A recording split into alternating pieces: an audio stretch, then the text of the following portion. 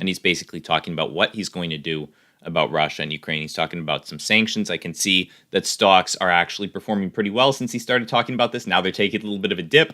We're going to see what he's saying about it. All right, so we're going to start at the beginning. Here we go. Let's get right into it. Vladimir Putin has been planning this for months, as we've been saying all along. It's a little frozen. He moved more than 175,000 troops, military. Don't be afraid to throw the stream a like along the Ukrainian border. He moved blood supplies into position and built a field hospital, which tells you all you need to know about his intentions all along. He rejected every good faith effort the United States and our allies and partners made to address our mutual security concerns through dialogue to avoid needless conflict and avert human suffering. For weeks, we have been warning that this would happen. And now it's unfolding largely as we predicted. In the past week, we've seen shelling increase in the Donbass, the region in eastern Ukraine controlled by Russian-backed separatists. The Russian government has perpetrated cyber attacks against Ukraine. We saw a staged political theater in Moscow, outlandish and baseless claims that Ukraine was about to invade and launch a war against Russia, that Ukraine was prepared to use chemical weapons, that Ukraine committed a genocide. Without any evidence, we saw a flagrant violation of international law in attempting to unilaterally create two new so-called republics on sovereign Ukrainian territory. And at the very moment that the United Nations Security Council was meeting to stand up for Ukraine's sovereignty, to stave off invasion, Putin declared his war. Within moments, missile strikes began to fall on historic cities across Ukraine. Then came the air raids, followed by tanks and troops rolling in. We've been transparent with the world. We've shared declassified evidence about Russia's plans and cyber attacks and false pretexts so that there could be no confusion or cover-up about what Putin was doing. Putin is the aggressor. Putin chose this war, and now he and his country will bear the consequences. Today, I'm authorizing additional strong sanctions and new limitations on what can be exported to Russia. This is going to impose severe cost on the Russian economy, both immediately and over time. We have purposely designed these sanctions to maximize the long-term impact on Russia and to minimize the impact on the United States and our allies. And I want to be clear, the United States is not doing this alone. For months, we've been building a coalition of partners representing well more than half the global economy. 27 members of the European Union, including France, Germany, Italy, as well as the United Kingdom, Canada, Japan, Australia, New Zealand, and many others, to amplify the joint impact of our response. I just spoke with the G7 leaders this morning, and we're in full and total agreement. We will limit Russia's ability to do business in dollars, euros, pounds, and yen to be part of the global economy. We'll limit their ability to do that. We're going to stunt the ability to finance and grow the Russian military. We're going to impose and we're going to impair their ability to compete in high-tech 21st century economy. We've already seen the impact of our actions on Russia's currency and the ruble, which early today hit its weakest level ever in history. The Russia stock market plunged today. The Russian government borrowing rate spiked by over 15%. In today's actions, we've now sanctioned Russian banks that together hold around $1 trillion in assets. We've cut off Russia's largest bank, a bank that holds more than 1/3 of Russia's banking assets by itself, cut it off from the U.S. financial system. And today, we're also blocking 4 more major banks. That means every asset they have in America will be frozen. This includes VTB, the second largest bank in Russia. I will say, their stock market, if you look at their stock market, we're going to pull it up real quick and just interrupt Biden. This is the Russian stock market index. So here's a 7-year time frame of what's happened to the Russian stock market. We've pretty much erased almost 7 years of gains in just a couple of days from the Russian stock market. So it's pretty severe what's going on there. $250 billion in assets. As promised, we're also adding the names to the list of Russian elites and their family members that were sanctioned as well. As I said on Tuesday, these are people who personally gained from the Kremlin's policies, and they should share in the pain. We will keep up this drumbeat of those designations against corrupt billionaires in the days ahead. On Tuesday, we stopped the Russian government from raising money from U.S. or European investors. Now we're going to apply the same restrictions to Russia's largest state-owned enterprises, companies with assets that exceed $1.4 trillion. Some of the most powerful impacts of our actions will come over time as we squeeze Russia's access to finances and technology for strategic sectors of its economy and degrade its industrial capacity for years to come. Between our actions and those of our allies and partners, we estimate that we'll cut off more than half of Russia's high-tech imports. It will strike a blow to their ability to continue to modernize their military. It'll degrade their aerospace industry, including their space program. It'll hurt their ability to build ships, reducing their ability to compete economically. And it will be a major hit to Putin's long-term strategic ambitions. And we're preparing to do more. In addition to the economic penalties we're imposing, we're also taking steps to defend our NATO allies, particularly in the East. Tomorrow, NATO will convene a summit. We'll be there to bring together the leaders of 30 allied nations and close partners to affirm our solidarity and to map out the next steps we will take to further strengthen all aspects of our NATO alliance. Although we provided over $650 million in defensive assistance to Ukraine just this last year, let me say it again.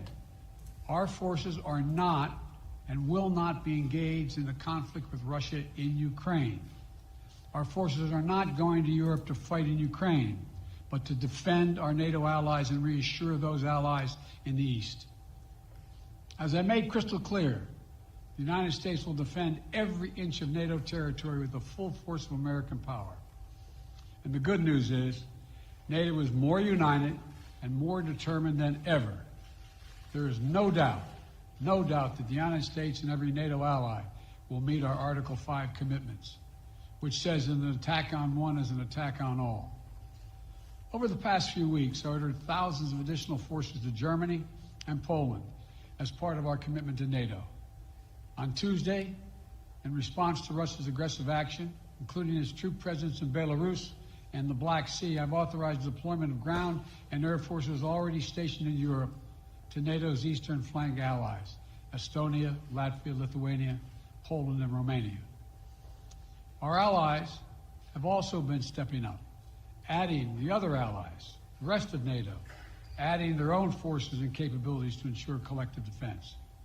And today, within hours of Russia's unleashing its assault, NATO came together and authorized and activated an activation of response plans.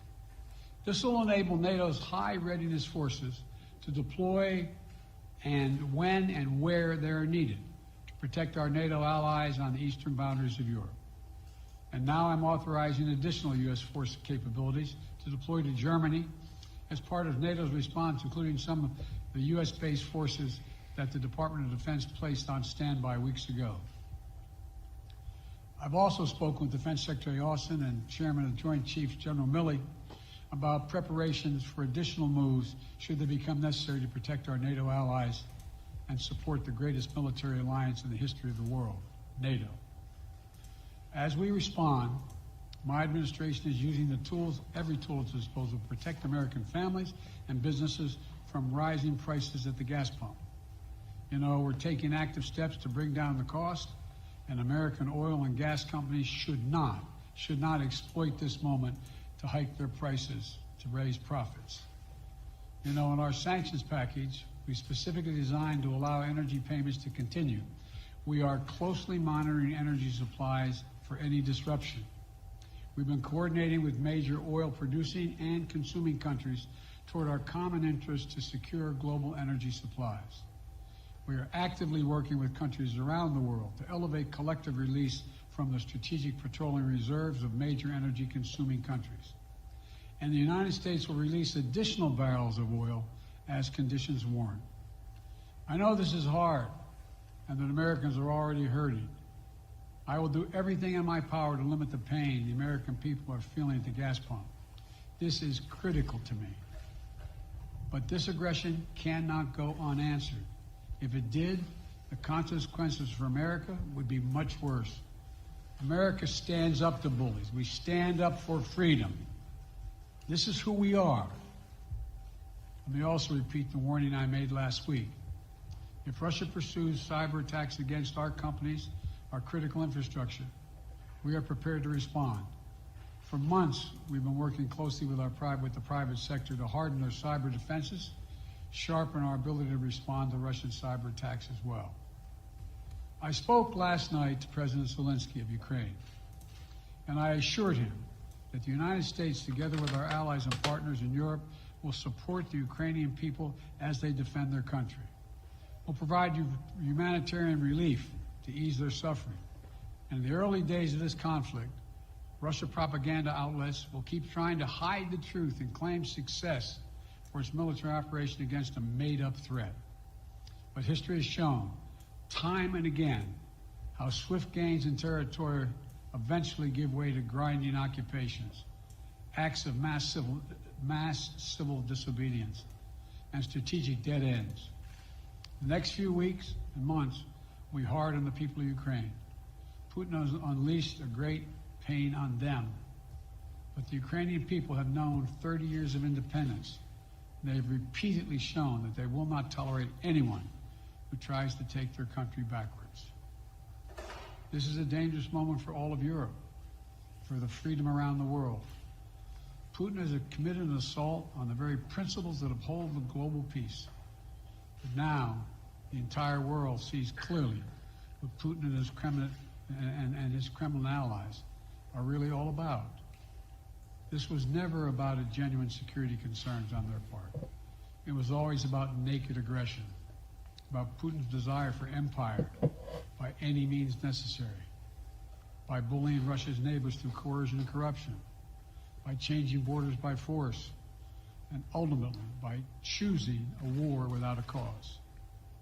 Putin's actions betray his sinister vision for the future of our world, one where nations take what they want by force. But it is a vision that the United States and freedom-loving nations everywhere will oppose with every tool of our considerable power.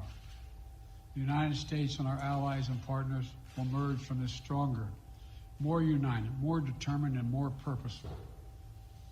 And Putin's aggression against Ukraine will end up costing Russia dearly, economically and strategically. We will make sure of that. Putin will be a pariah on the international stage. Any nation that countenances Russia's naked aggression against Ukraine will be stained by association. When the history of this era is written, Putin's choice to make a totally unjustifiable war on Ukraine will have left Russia weaker and the rest of the world stronger. Liberty, democracy, human dignity, these are the forces far more powerful than fear and oppression. They cannot be extinguished by tyrants like Putin and his armies. They cannot be erased by from people's hearts and hopes by any amount of violence and intimidation. They endure. In the contest between democracy and autocracy, between sovereignty and subjugation, make no mistake, freedom will prevail. God bless the people of a free and democratic Ukraine. May God protect our troops. Associated Press, Zeke. Well, let's hear these questions. I'm curious what these people ask. Speak with President Putin at this point, and what interactions have you had with the Russian government? I heard the first part. Do I have any plans to speak with Putin at this point, and what? What communications have you had with the Kremlin as far as military offers to Ukraine and making sure this does not spiral into a larger conflict? Well, it's a large conflict already. The way we're going to ensure it's not going to aspire to a larger conflict is by providing all the forces needed in the Eastern European nations that are members of NATO. NATO is more united than it's ever been, and I have no plans to talk with Putin. Wall Street Journal. Tarina. Mr. President, you didn't mention SWIFT in your sanctions that you announced. Is there a reason why the U.S. Isn't doing that? Is there a disagreement among allies regarding SWIFT and whether Russia should be allowed to be a part of it? The sanctions that we've proposed on all their banks have of equal consequence, maybe more consequence than SWIFT, number one. Number two, it is always an option, but right now that's not the position that the rest of Europe wishes to take. Cecilia Vega, ABC. Sir, sanctions clearly have not been enough to deter Vladimir Putin to this point. What is going to stop him? How and when does this end? And do you see him trying to go beyond Ukraine? And a second question I'll just give to you now. This statement that he gave last night, the threat that he gave, the West will face consequences greater than any you have faced in history. Is he threatening a nuclear strike? I have no idea what he's threatening. I know what he has done, number one. And number two, no one expected the sanctions to prevent anything from happening. It has to show, this is going to take time, and we have to show resolve so he knows what's coming. And so the people of Russia know what he's brought on them. That's what this is all about. This is going to take time. It's not going to occur. He's going to say, oh my God, these sanctions are coming, I'm going to stand down. He's going to test the resolve of the West to see if we stay together, and we will. We will, and it will impose significant costs on him. Will he go beyond Ukraine, sir? Do you see him going? Yes. Thank you. All right, two topics, just really quick. First, markets are down and gas prices are up. I know you always stress the difference between Wall Street and Main Street, but everybody seems to be in for some economic pain. How economically painful is it going to get for people in this country? And I do have one more question. First of all, there's no doubt that when a major nuclear power attacks and invades another country, that the world is going to respond, and markets can respond all over the world. So there's no doubt about that, number one. Number two, the notion that this is going to last for a long time is highly unlikely as long as we continue to stay resolved in imposing the sanctions we're going to impose on Russia, period. What's the next question? I'm sorry. The next question is, did you underestimate Putin, and would you still describe him the way that you did in the summer as a worthy adversary? At the time, he was, I made it clear, as an adversary, and I said he was worthy. I didn't underestimate him.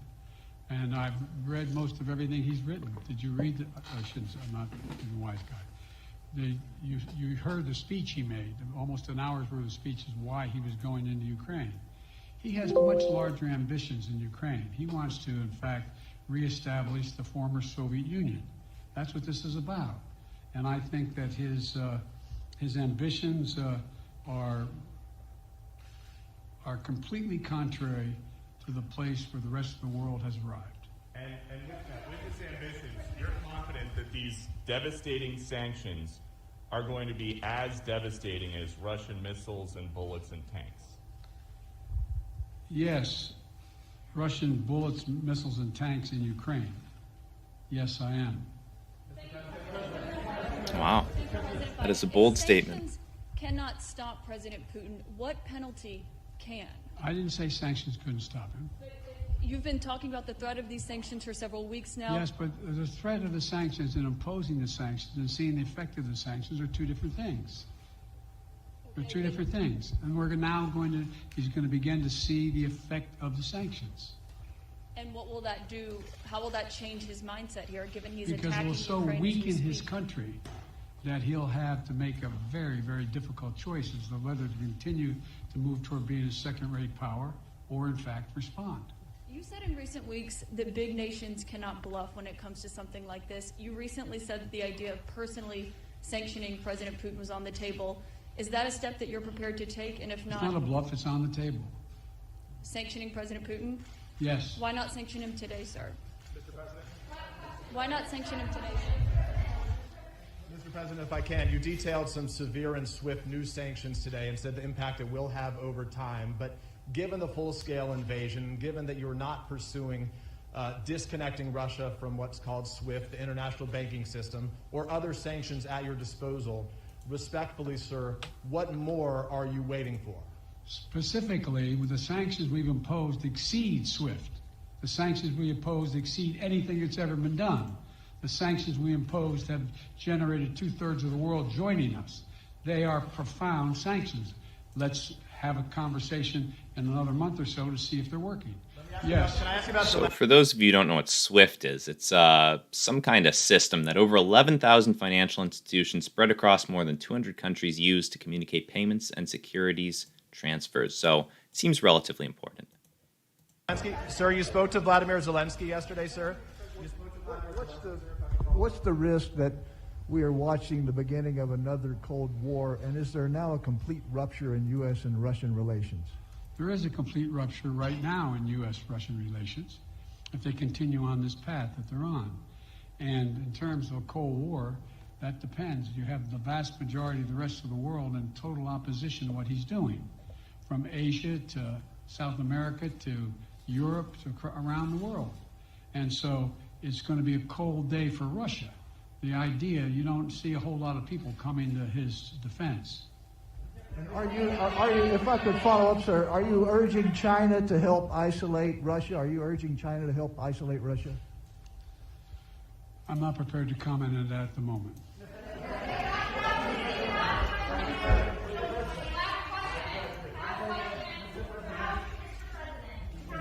No.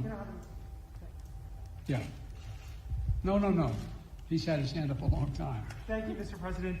How concerned are you that Putin wants to go beyond Ukraine into other countries, and the U.S. will have to get involved if he moves into NATO countries? Well, if he did move into NATO countries, he will be involved. We will be involved. The only thing that I'm convinced of is if we don't stop now, he'll be emboldened. If we don't move against him now with these significant sanctions, he will be emboldened. Look, well, anyway. Can you talk anything more about your conversation? Mr. President.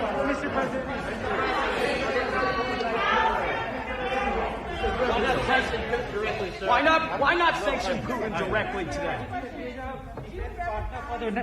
I'm sorry, I can't hear you. Sir, India, which is a major defense partner of the United States, is India fully with you on the issue of Ukraine and Russia? Does the Defense Department of the United States? Sir, India is one of your major defense partners. Is India fully in sync with the United States on Russia?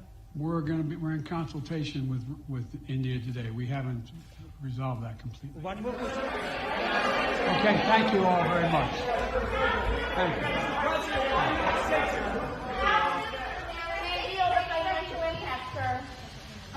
All right. Well, there we go. That was Putin or Biden speaking live at a meeting, and it looks like he doesn't want to sanction Putin directly. He doesn't want to answer any questions about it.